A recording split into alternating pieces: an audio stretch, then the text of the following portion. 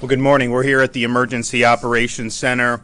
Hurricane Milton is heading our way. It will arrive either late tonight or early tomorrow morning. We are bracing and are prepared to receive a major hit. We're facing this with the seriousness it deserves, but also with the determination that we will get through this. Folks here at the EOC and our first responders throughout the west coast of Florida have been working nonstop now for weeks to prepare and respond to Hurricane Helene, and then now to prepare and respond to this new major hurricane. The common virtue has been dedication. Dedication to the task at hand, dedication to responding to help our fellow Floridians in danger, and dedication to ensuring that Florida weathers this storm and emerges stronger on the other side. We are prepared and we will respond. I've spoken to the president. We remain in regular contact with FEMA, and we are marshaling all available resources to be able to prepare and respond to Hurricane Milton. I also want to thank the 20 other states who are assisting Florida ahead of the storm. This is just what we as Americans do. We've had opportunities to help other states in the past, including most recently in Western North Carolina, and I think it shows the spirit that these states are stepping up and providing really valued support. We still have a state of emergency for 51 Florida counties. Hurricane Milton is still a major, very strong hurricane. It's currently a Category 4 hurricane with maximum sustained winds of 155 miles per hour. That is just a whisker shy of a Category 5. And while there is the hope that it will weaken more before landfall, there is high confidence that this hurricane is going to pack a major, major punch and do an awful lot of damage. As you can see behind me, the Florida Division of Emergency Management is fully deployed, fully active. This has been a footing now for over 2 weeks, given both of these storms. The state is actively fulfilling over 1,500 missions. We've delivered massive amounts of supplies, meals, water bottles, sandbags, tarps, generators to be able to help our local communities respond to this storm. We've also deployed more than 11,000 feet of flood protection systems and erected them around critical infrastructure like hospitals, wastewater treatment facilities, and electric infrastructure. Generators have been deployed at shelters and to support sheltering operations. Starlink internet has been deployed across the entire state of Florida. We have surged an additional 600 ambulances, and they are currently in operation helping in the effort. The state of Florida has considerable fuel reserves ahead of Milton, and it's staged, and they will be utilized as needed following the storm. We've already dispatched a lot of fuel in the lead up to this, but we still have on hand 1.6 million gallons of diesel and 1.1 million gallons of gasoline.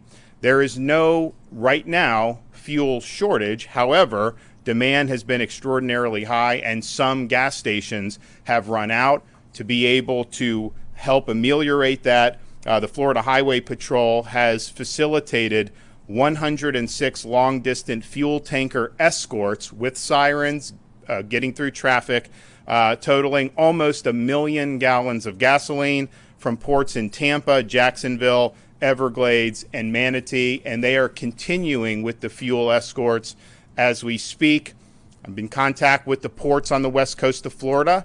We'll see how this storm impacts those. Clearly, there's a chance that you could have a major impact on Port Manatee as well as on Port Tampa Bay. That could interrupt their ability to receive fuel shipments. And so we're working on contingencies to be able to keep fuel flowing throughout the state of Florida.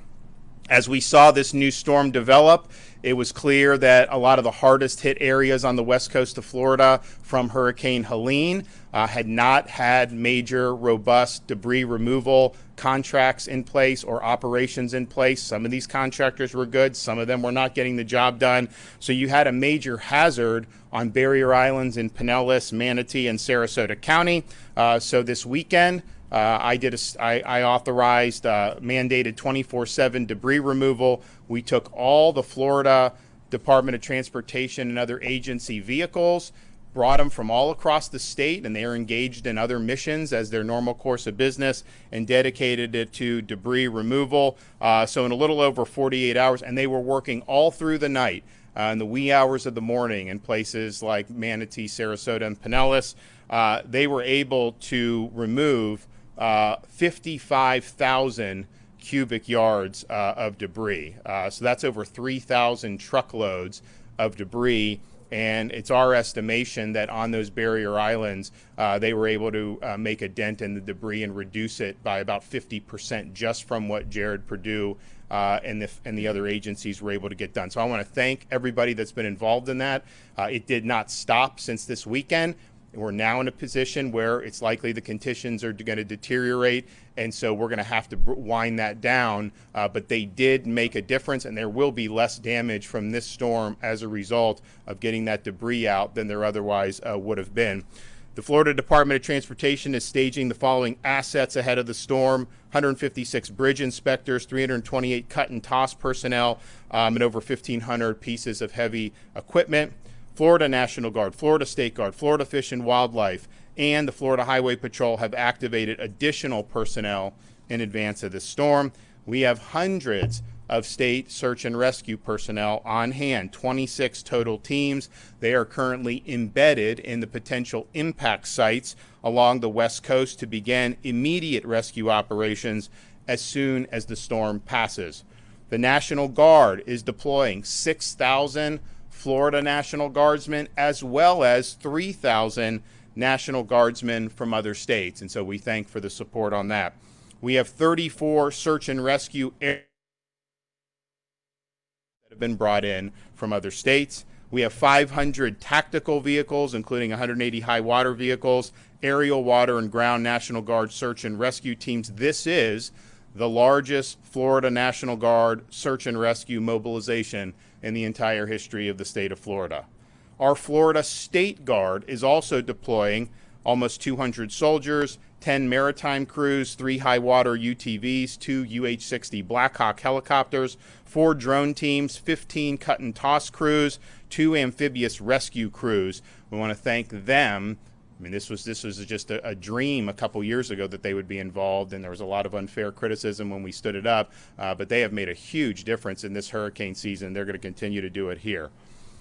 We have also worked with the utilities to have the largest staging of utility workers and linemen in advance of the storm any time in American history. We will have in Florida, by the time the storm arises, over 50,000 linemen. And those linemen are being brought in from places as far away as California. So as soon as that storm passes, you're going to see the assessments and the power restoration efforts commence immediately. Additionally, the state of Florida has assisted with the evacuation of 352 healthcare facilities in the potential path of the storm. 16 hospitals have been evacuated. The state veteran nursing homes are currently located that are in the cone. Are all accepting families of their residents to shelter with them. All of those are hurricane proof. All of them are outside of flood zones. So if you do have a family member that's in one of our state nursing homes, you can go and you can shelter with them. That's a safe option, and I know the veterans would appreciate it. The Florida Department of Law Enforcement is directing deployment of additional 500 out-of-state law enforcement officers. These officers will help respond after the storm to maintain law and order. And there is going to be a lot of damage from this storm. There's going to be opportunities for people to try to take advantage of that. My message to you is don't even think about it. We are going to come down hard on you. You are not going to be, you're going to regret that you tried to do that. So I appreciate all the other folks from out of state who are coming in to supplement this effort. We need to maintain law and order. FDLE's mutual aid team is managing more than 70 active law enforcement missions, including identifying post-storm response squads, and these are really important missions, and we're happy for that. So we're preparing for Milton, but we're also still recovering from Hurricane Helene.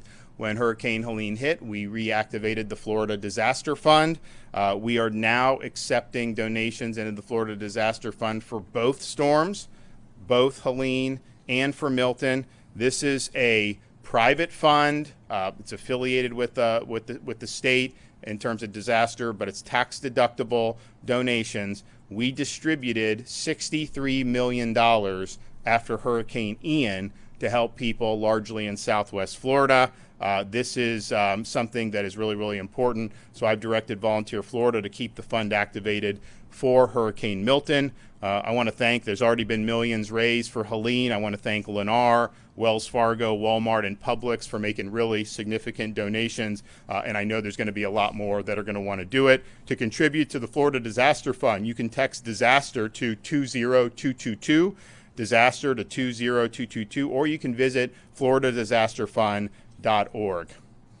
So now we're bearing down to where the storm is going to arrive within the next 24 hours. You still have time to evacuate if you are in an evacuation zone, particularly if you're in Manatee, Sarasota, Charlotte, those areas. I mean, this track can bounce around. It's not guaranteed it's going to hit there. A lot of the solutions have it going there. You have time to do that. Now, conditions aren't going to be great today. I would say that the roads and the interstates, they are flowing. We've waived tolls. We've done all that so people can do. But the best option would probably be just to evacuate within your own county to one of the shelters. All those counties have multiple shelters that are open. There's a lot of space in those shelters right now, and certainly it would be safe to do a very short evacuation, tens of miles, rather than get on the interstate and go. The roads are still open. People can do that, but I just want to warn people that the conditions are likely going to continue to deteriorate throughout the course of the day. We had, of course, on Monday, when the initial evacuations were coming down, particularly in the Tampa Bay area, had a lot of traffic on I-4 and on I-75. FDOT did the emergency shoulder plan. That helped, but it was slow, and those roads can be very slow anyways. By the time we got to the end of the night, through the wee hours of the morning, it was going pretty quickly.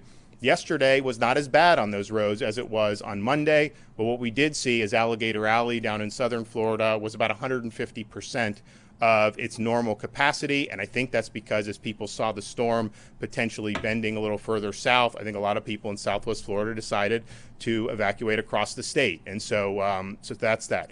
The roads now are good, but I would just caution the conditions are not great now, and they're likely going to get worse as the day goes on. Of course, we do have a lot of mandatory evacuations in place. If you want to get a hotel, you can go to visitflorida.com/Priceline, expedia.com/Florida. That is the emergency accommodation module that is there. I'm not sure what availability there's going to be in a lot of these places at this point, but if that's something that you're interested in, you can try that. Of course, we've worked with the Florida Restaurant and Lodging Association for distress rates for hotels, as well as waiving pet fees. And I know a lot of the hotels in the state of Florida have responded very positively for that, so I just want to thank them for doing that. We've also partnered with Uber for Hurricane Milton to provide free rides to and from shelters and counties with active evacuation orders. So if you want to utilize that, you go to when you do the ride, you do the promo code Milton Relief, just one word, Milton Relief. OnStar has activated crisis mode, which provides free crisis assistance services and in-vehicle data for Chevy, Buick, GMC, and Cadillac owners. Schools, most of the school districts in the state are closed today. Obviously, if you get out of the path in like the Panhandle, not as much, but in that Florida Peninsula, virtually all school districts are closed. All Florida counties and Miccosukee and Seminole tribes are assisting the state with storm response, and I want to thank all those for their great work. We have 149 general population shelters that are open throughout the state.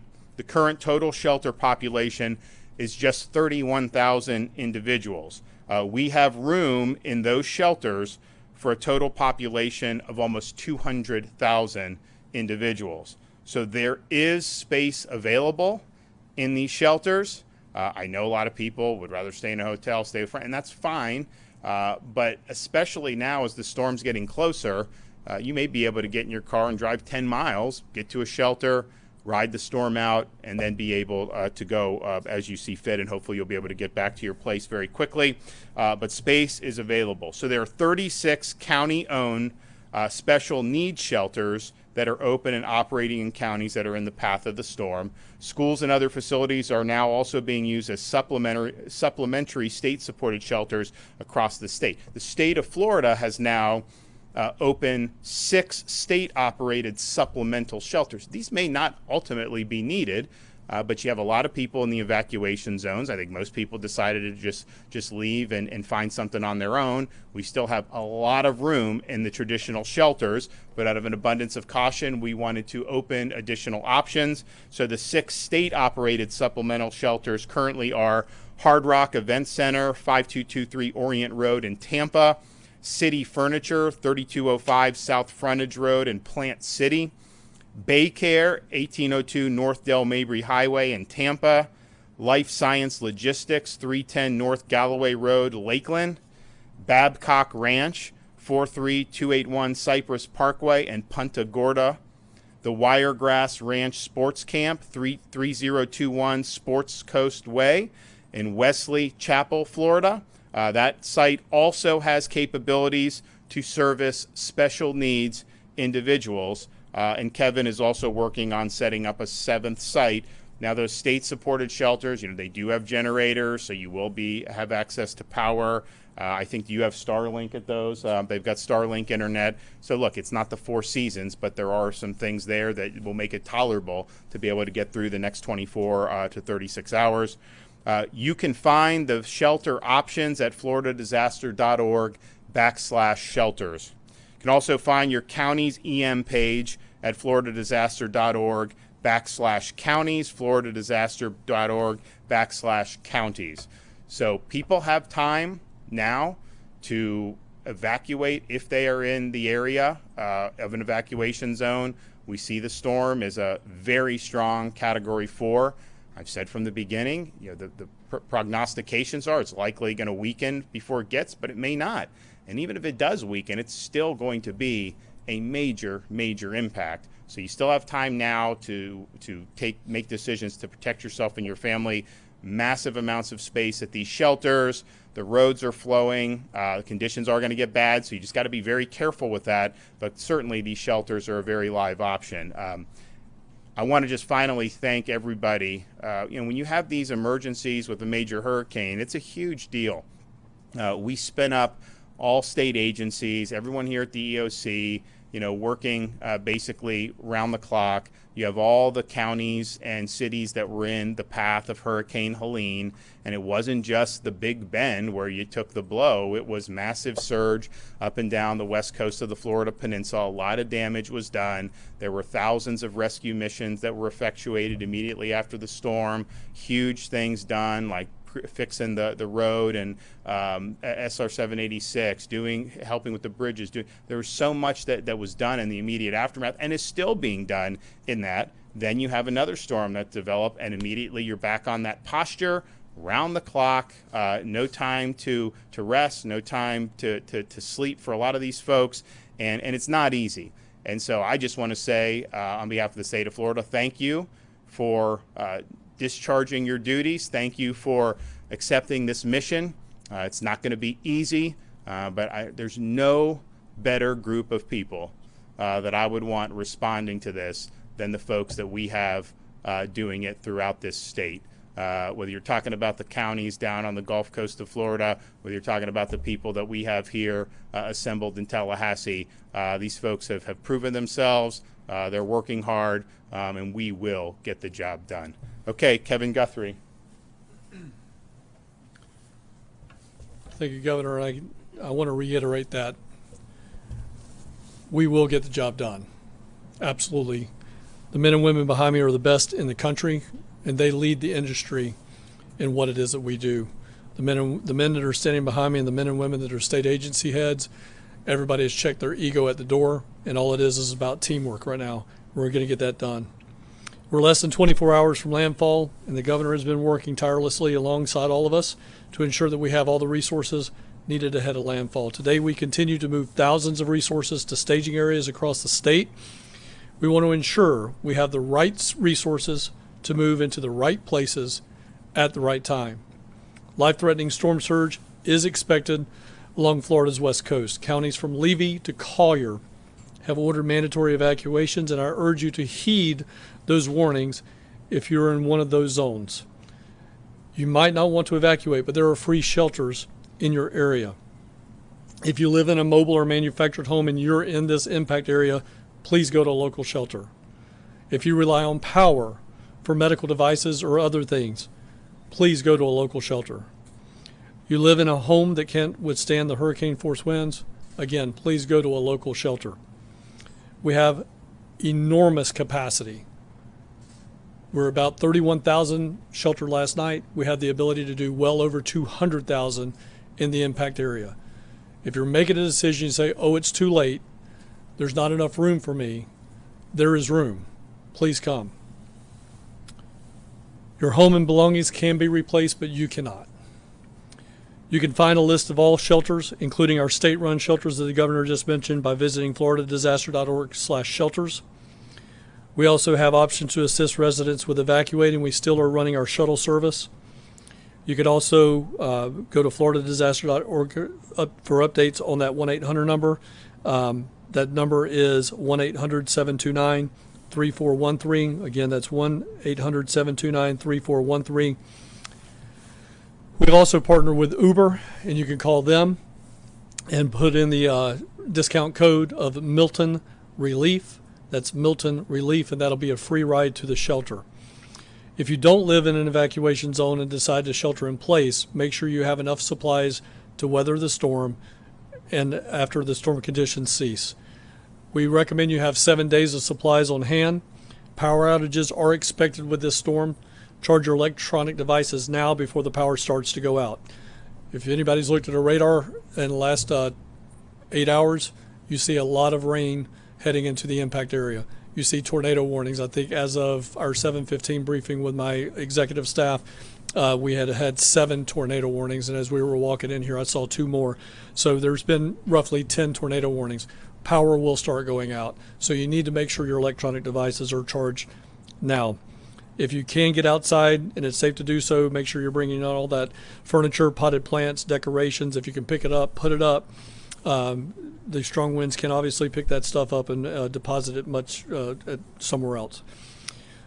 During the storm, we want to start messaging this. We do it every single time, but again, if you've decided to shelter in place and during the storm you hear the trees snapping, maybe the power popping, that can mean that there is flying debris and you should seek shelter immediately inside your home. Treat it as if it's a tornado. Get into the innermost portion of your home. If you have some type of lightweight mattress, pull it over the top of you. Protect yourself from falling debris. Treat it just as if it's a tornado. If you find yourself, all of a sudden, it is absolute calm. You've gone from snapping trees and power lines and the sound of destruction to absolute nothing, like it's a clear day in the middle of the summer. You're in the eye wall of the hurricane, and you need to stay in place. Do not go outside. Do not look around. This eye wall has been moving anywhere from about 4 nautical miles to upwards of 12 to 16 nautical miles. If it reforms the eye wall and starts to collapse again, you may have only minutes in a situation that could be life-threatening. So please make sure you do not go outside if that happens. For more updates in your area, remember to follow your local county emergency management agency's instructions. The agency also has activated the State Assistance Information Line to provide information to Floridians to receive up-to-date information from us. Residents and visitors can call this toll-free hotline at 1-800-342-3557. 1-800-342-3557. Before I close, in anticipation of some of your questions, you may ask, what are the things that we're going to be doing over the next 12 to 24 hours while landfall is happening? The things that we're going to be doing, the Florida State Emergency Response Team with all of its agencies have been working contingency plans. Over a week ago, I set out for our planners to work 3 different contingencies. And that was something that hit the Helene area, something that hit the Tampa Bay area, something that would hit the Fort Myers area, and then even drill down further into that. So in the next 12 to 24 hours, our staff will be moving from a strategic contingency-based plan to tactical operations-based movements. They will pull off the shelf what that strategy was at the time and move directly into tactical operations. We will start working on our damage prediction models. We do have damage prediction models that come from the United States Army Corps of Engineers and other federal agencies. That system is called HAZUS. Our planners, our intelligence cell will start looking at those things to see where the most debris, where the most damage is going to be based on the last calculated movement at landfall.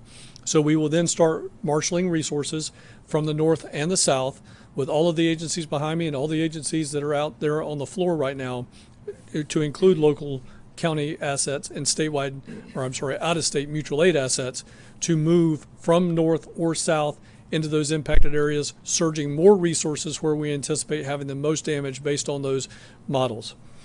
You can always follow us at X and Instagram at FLSERT and on Facebook at FDEM. You can get latest updates also at floridadisaster.org/updates. Governor, again, it makes it very easy for us to do our job and be successful at our job when you have a man standing behind me that's willing to pull the trigger at 96 hours out. All of us can be very successful. And I think this is one thing I just want to point out, because the governor's not going to toot his own horn on this, but I will. General Haas not only is a good friend, but he's one of the best in the business at doing what he's doing. But he can only move as fast as he can call up his soldiers. That takes 72 hours to do that. When the governor gives us 96, the last 3 storms we have marshaled the full depth and breadth of the Florida National Guard before landfall. And that never happened before this governor took office. Governor, thank you. Yep, thank you, Governor, for your leadership, and good morning. I want to reemphasize at FDOT, we are committed, we are determined, and we are resolute, and we are ready to respond to this storm. We took the governor's direction very seriously with the debris mission. Remove as much debris as humanly possible in the barrier islands before Hurricane Milton makes landfall. We mobilized every available state asset along with some of our contractors and have been working around the clock. I want to say thank you to our dedicated FDOT team members down in the Tampa and Southwest Florida regions. They have been working around the clock. Also want to say thank you to the men and women of the Florida National Guard, the Florida State Guard, the Florida Highway Patrol, Southwest Florida Water Management District, and the Florida Department of Agriculture. They all joined forces together to move debris, and we worked into the wee hours of the night last night. We had huge platoons of dump trucks being escorted by Florida Highway Patrol in very severe weather to get debris off of those barrier islands. What we were able to accomplish is truly remarkable, and you heard the governor. We moved nearly 55,000 cubic yards of debris and made a huge dent on those barrier islands, which is going to have a tremendous impact on safety as Hurricane Milton makes the landfall. So I want to say thank you to the governor for bringing the vision and the direction to do something of such a great feat. With evacuations, we did notice very heavy traffic on I-75 and I-4 going north to Orlando and up to I-10 over the last few days. We did use emergency shoulder use. It did help to resolve that traffic. And we have continued to have both the Florida Highway Patrol and our Road Ranger Service Patrol circulating those corridors to offer motorist aid. We did see very heavy congestion on Alligator Alley yesterday. We also implemented emergency shoulder use there. Traffic began to resolve around 11 p.m. last night, and we were glad that people chose to leave, seeing where they lived, and were evacuating to get to safety. We will be deactivating emergency shoulder use at noon today. We have to begin to demobilize the signs and the people because conditions will begin deteriorating very quickly. We are monitoring all of our coastal bridges and causeways and low-lying roads in Southwest Florida and in the Tampa region. Conditions are going to deteriorate quickly. We expect bridges and causeways to begin closing early to mid-afternoon today. This is very important. You heard the governor. The window of time is closing to get to safety in a shelter. When winds get high and water gets high and begins to make those bridges and roads unsafe, we do work with the Florida Highway Patrol. We have to close those. Bridges like the Skyway or the Courtney Campbell Causeway, etc. in Tampa region, we do expect those to start closing early to mid-afternoon. That's something you need to keep in mind if you still have to evacuate. As you heard from the governor, we've pre-staged our assets, our bridge inspectors, our team members, our heavy equipment. We do plan to have all of our resources and heavy equipment and contractors staged north and south of the cone. We will be pushing in with full force behind Hurricane Milton as it makes landfall to clear roads, inspect bridges, assess damage, and begin repairs as quickly as we possibly can. Every minute that a road or a bridge is down after a storm comes through can hinder the life safety mission. We take it very seriously. Any damage that we see and find, we will work as quickly and as efficiently as we can to begin those repairs immediately. The seaports on the West Coast, we've been in very close coordination with them. Port Tampa Bay, Port Manatee, both are important for fuel. If the storm surge is consistent with what's predicted, there could be significant issues with both of those two seaports. So we've been coordinating very closely with Division of Emergency Management and looking at making sure we still have fuel moving throughout the state. I want to remind everybody, FL511.com is the place to get traffic information. We have 10 traffic management centers across the entire state. They work 24/7. They will be working throughout the storm. We will be updating FL511.com live throughout this event. The storm surge expected from this hurricane can cause damage to road and bridge infrastructure. This is why our crews are some of the first boots on the ground to assess and inspect. One thing important to remember, there can be damaged facilities. There is going to be high water.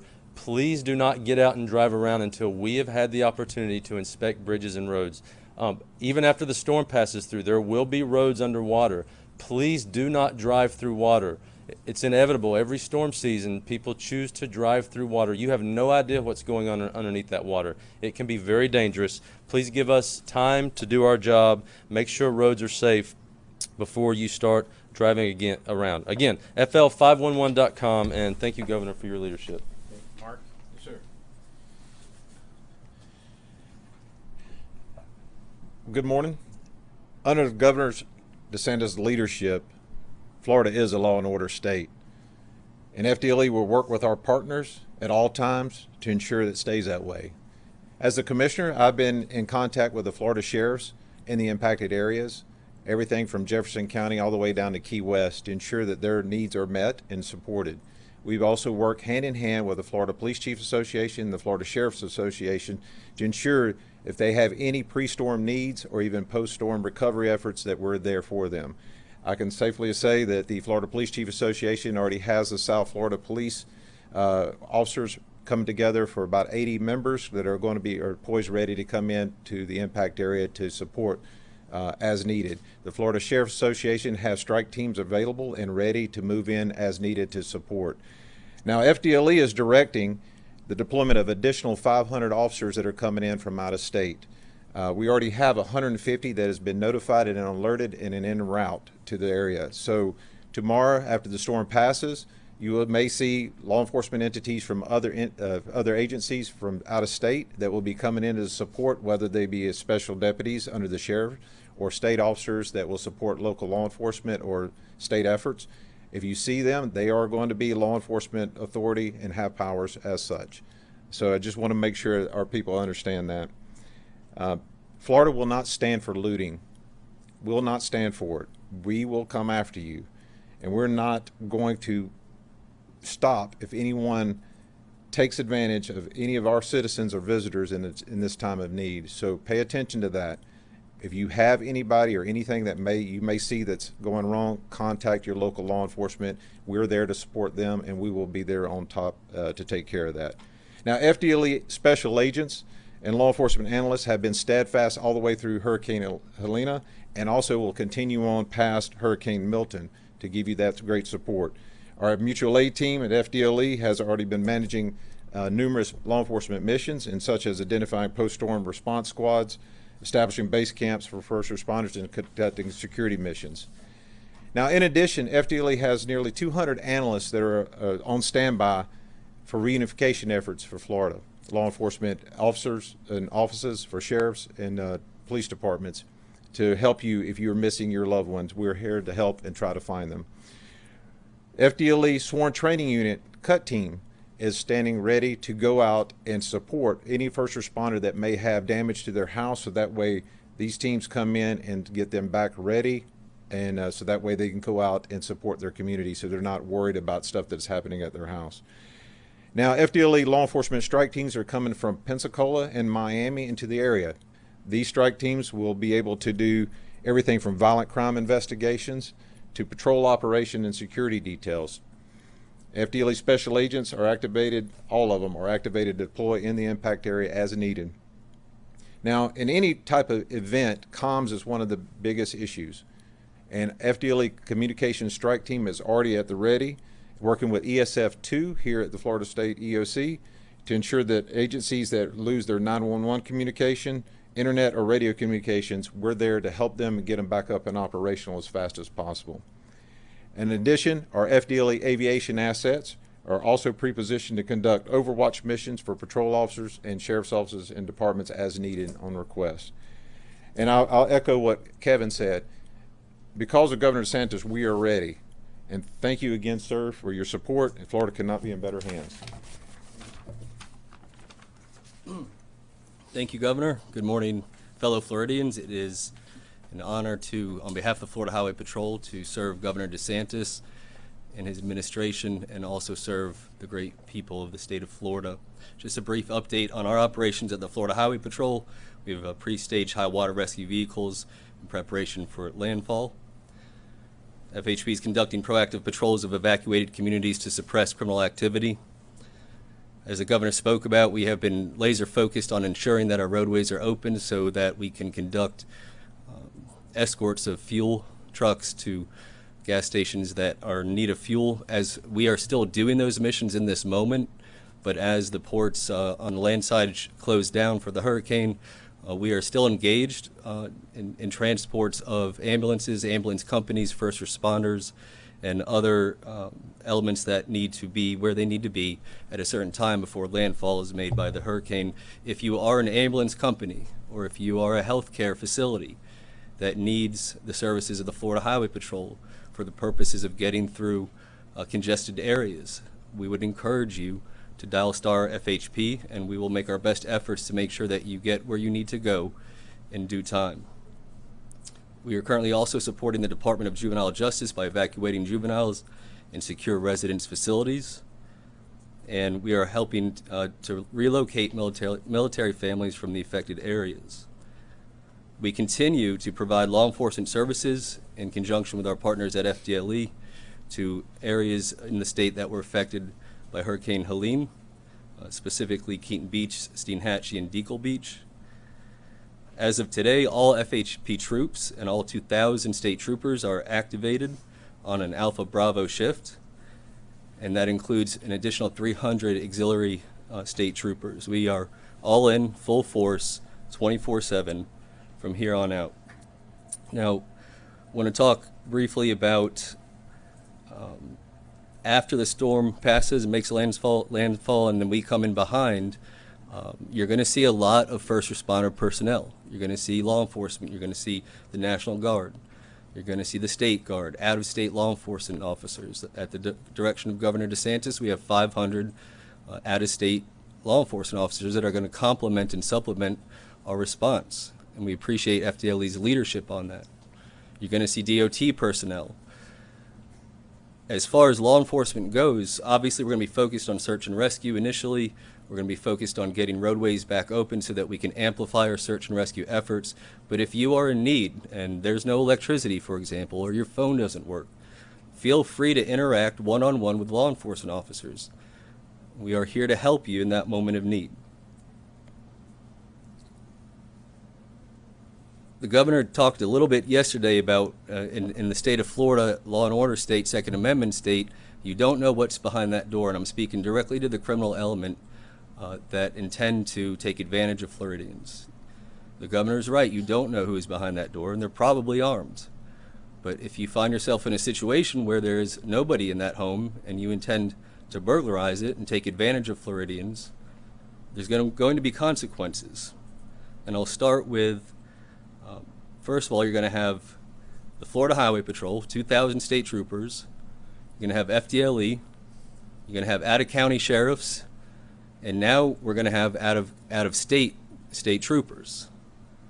There's going to be a swarm of law enforcement officers. And I can tell you, on behalf of the Florida Highway Patrol, if we catch you and you try to escape, we're going to chase you.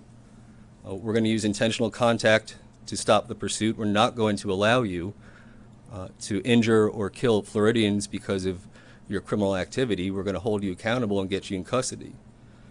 FWC will be deployed. They will catch you in the water. We'll catch you on land. You have the National Guard and the State Guard. They'll catch you in the air. There's no escape from the resources of the state of Florida. The governor has announced in prior months, and we have celebrated a 50-year crime low in the state of Florida. I can promise you, after this storm, there is going to be a new record set, because the state of Florida is not going to give you an opportunity to take advantage of Floridians.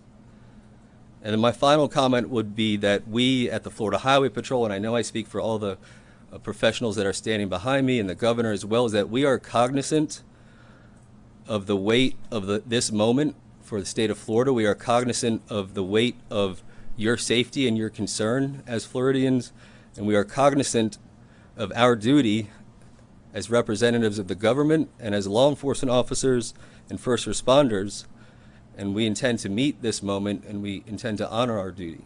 And so it is an honor to be a part of this team, to serve the state that I love, to serve the best governor in the state of Florida, and ultimately the people of Florida. Thank you, Governor.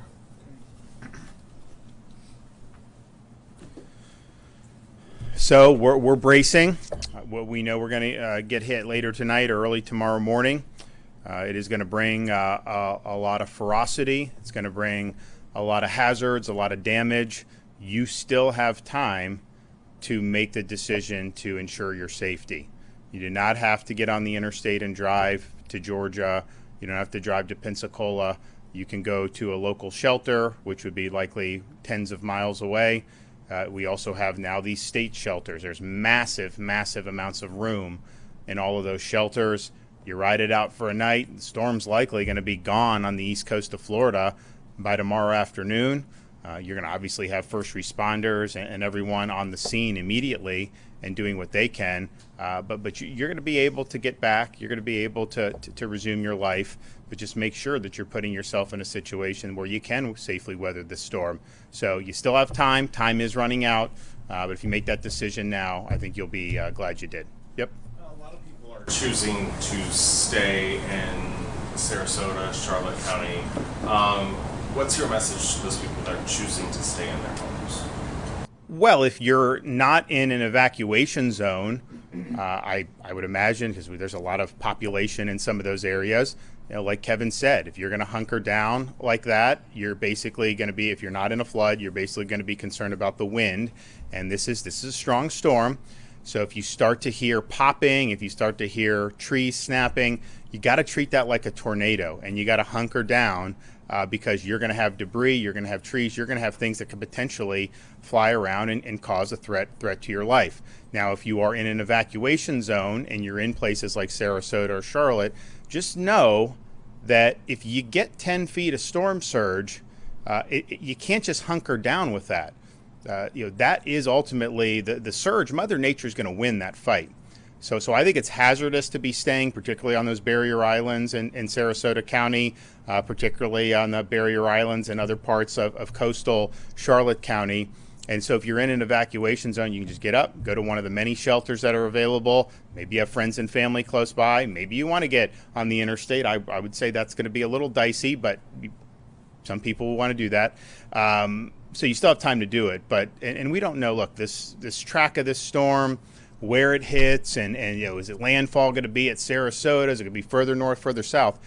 Just understand, if you're on the southern part of this storm, you are going to get storm surge. So maybe it doesn't hit Charlotte County, maybe it hits Sarasota. Man, you're going to get a lot of storm surge further down south. That's just the reality. I mean, it's churning massive amounts of water, and that water is going to come out. There may be parts where it sucks it out, depending on how the storm goes in northern side of the storm. That's possible.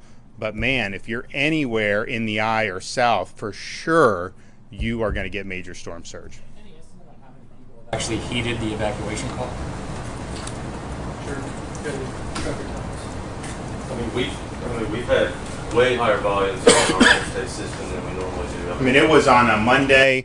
I think I-75 was, what, 150% of what it really was, what it normally is. And that's not the best road anyways. I mean, you start getting close to Ocala, some of these places.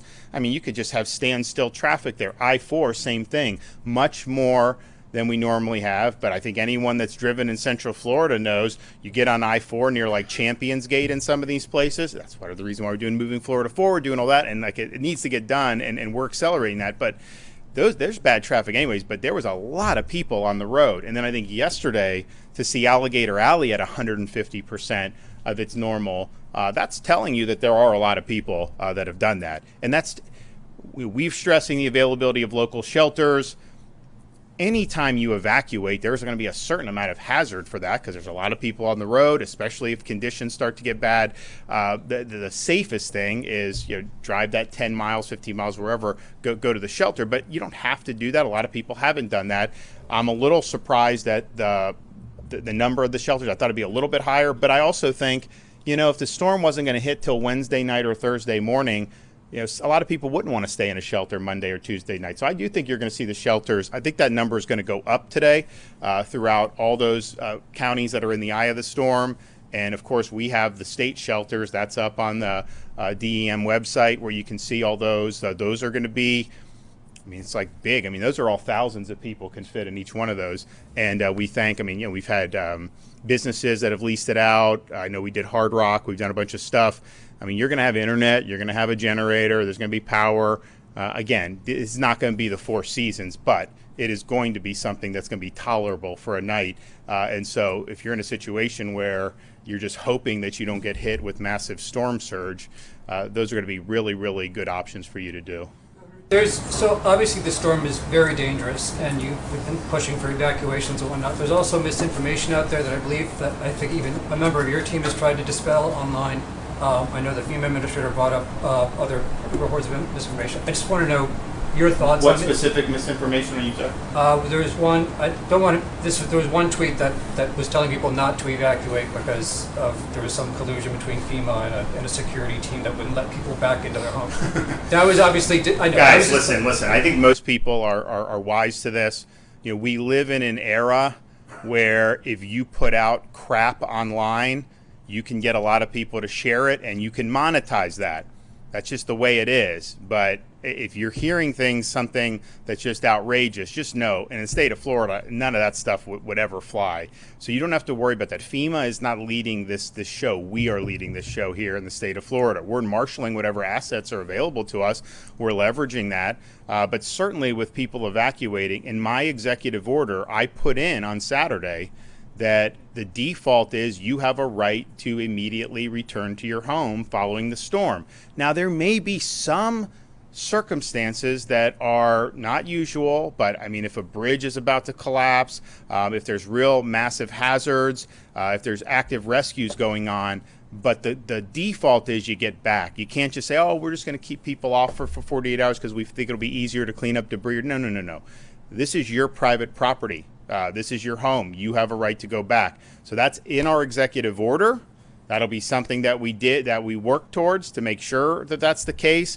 It's important that people are able to get back. And I'd also note, we talk about the debris. You had all this debris, right? These contractors, some of them were doing a lousy job, others weren't.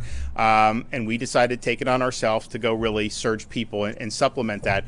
But by keeping the landfills open 24/7, there was a lot of private citizens that were going cleaning up debris, bringing them back. And these guys got like Ford F-250s. They're bringing them back to the landfill drop-in. That was a huge help.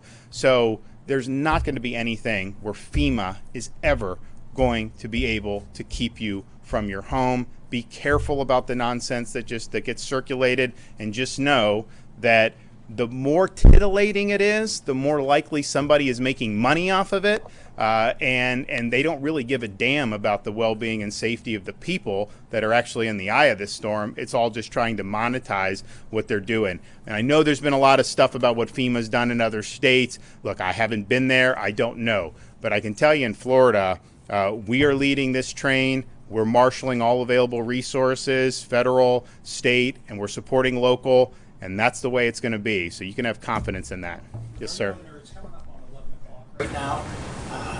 Roads are passable and encouraging evacuation. Have you guys, based on the size of the storm and the speed it's moving, have you picked a time of when people should not hit the roads and when they should shelter in place?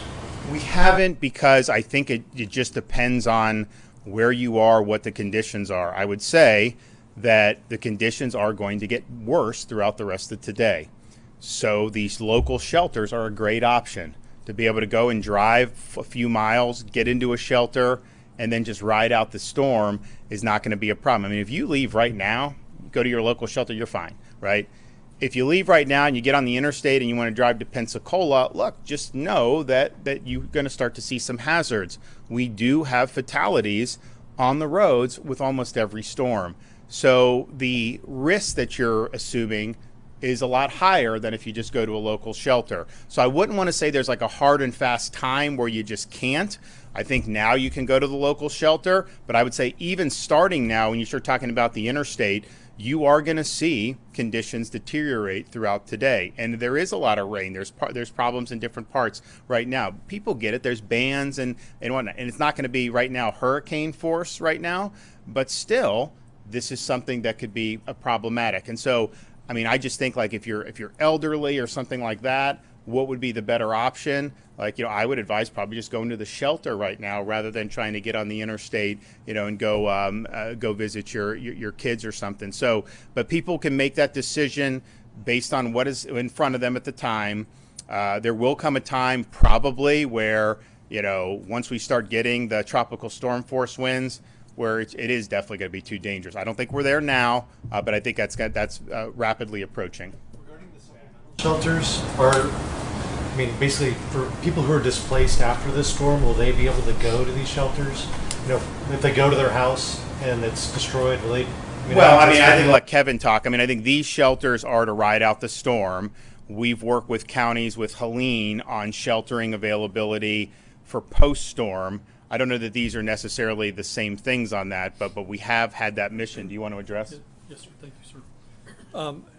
What I'll say to that is, again, to the governor's point, these private sector locations are what we would refer to as the shelters of last resort. Again, they're not the Four Seasons. They're cots in a warehouse in some cases. Our biggest facility is a warehouse that's right next to our new facility in Auburndale. But what we will do, because this is a point of emphasis for the governor, he's given me this direction, hear it loud and clear. When this storm is over, we need to get kids back at school. We need to get community and life back up and running, and we're going to be committed to doing that. My goal that I charge the team out there on the floor with is, let's get kids back in school in 3 to 5 school days after landfall. We're going to do that. To be successful at that, we're going to have people that are going to be in long-term sheltering. So we were going to have to open up other big box stores. Now, what we will do there is, where we're in warehouses right now along the interstate corridors, we will start looking for maybe those mall big box stores, something that may have even been right on the edge of an evacuation zone or a flood zone. For example, there's a really good place, Gulf Square Mall in Pasco County, Hudson. That is in an evacuation zone. That is in a flood zone. We would never go there to put people in harm's way. But after the fact, that might be a very good place to go and open a recovery shelter while we get kids back at school. Thank you. Yesterday it was said that the state will ask FEMA for a waiver allowing more contractors out of state to come to Florida. Has FEMA responded to that? Don't believe so, have they? No, sir. We're still working with that, putting that on a letter. We got 3 options. We're just trying to get the best option that's going to have the path of least resistance. Great. Related to the schools part of that, to kind of what Director Guthrie was talking about, I believe after Ian, there was a situation where some of the schools were just too damaged to actually have kids back in there. Is that something you just have to wait and see where the storm hits? And just that'll be that. We'll assess that at the time. I know, like on Sanibel, for example, those kids went to different school at that point across the bridge. It's a lot easier when we fixed the Sanibel Causeway, so they were able to do that. That may happen here. We'll see. But that'll likely be driven by the school districts make a decision, and then we'll be able to offer probably some support for that through our Department of Education. But these are things that are live possibilities. A storm of this magnitude, you are going to have some of these the schools that could be damaged. Now, I would say most of the schools that are not like on barrier islands, these are good structures mostly, and that's why we use them for shelters. So I would imagine you'll see some damage inland, but probably not to the extent that we saw on the barrier islands after Ian. On these barrier islands at the schools they're kind of in the similar spot. It's a big storm, and you could have some damage, and it may not be as simple as just being able to get people back in after 3 days. Okay. Basically, the people who are staying behind, and the police are going door to door in some places. Are you guys being told who these people are and their locations, and are you? That's a local thing. I know the sheriffs and the first responders on the county basis, they're doing that. What I've always said is you are being warned on this. You've seen, I mean, just think about Helene on these Gulf Coast in central Florida. It was 100 miles away, and you still had feet of storm surge where there were fatalities as a result of that. This is one that's going to be potentially delivering even more surge than what we saw in Pinellas and Manatee. I mean, almost definitely will deliver more surge in some of these areas. And so that is hazardous, that is life-threatening, and you'd be wise to go to a shelter, ride it out, but rather than try to mess with that. And if there are a lot of people that do stay behind, I mean, unfortunately, there will be fatalities. Like, I don't think there's any way around it when you have storm surge that could be 10 feet. So you have time to do that. There's going to be people who stay behind who are going to be in distress. We are going to, working with the locals, we're going to conduct rescue operations. We will do that, and a lot of those were successful last time in the Helene. But why would you want to risk it at this point? So this is a big storm. It's going to do a lot of damage. It's going to create a lot of threats to life. It's obviously going to destroy property. We're bracing for that, but we're doing everything we can to try to mitigate the damage beforehand, and we'll do everything we can to help with rescues and getting people back on their feet afterwards. Okay, thanks.